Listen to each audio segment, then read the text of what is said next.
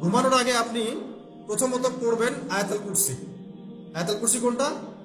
আল্লাহু লা ইলাহা ইল্লা হুয়াল হাইয়ুল কাইয়্যুম লা তাখুযুহু সিনাতুন ওয়া লা নাওম, এখান থেকে লাহু মা ফিস সামাওয়াতি ওয়া মা ফিল আরদি মান যাল্লাযী ইয়াশফা'ু ইনদাহু ইল্লা বিইذনিহি ইয়া'লামু মা বাইনা আইদিহিম ওয়া মা খালফাহুম ওয়া লা ইউহিতুনা বিশাইইন মিন ইলমিহি ইল্লা বিমা শা'a ওয়াসি'a কুরসিয়ুহু সামাওয়াতি ওয়াল আরদ ওয়া লা ইয়াউদুহু হিফযুহুমা ওয়া হুয়াল আলিয়্যুল আযীম।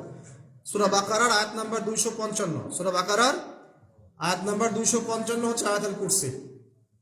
ঘুমানোর আগে আয়াতুল কুরসি পড়বেন বিছানায় গিয়ে। তারপরে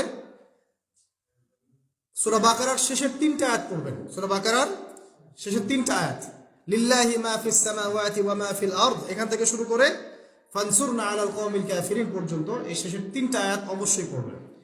ঘুমানোর আগে যে ব্যক্তি আয়াতুল কুরসি পড়বে, আল্লাহর পক্ষ থেকে একজন ফেরেশতা তার কাছে থাকবে।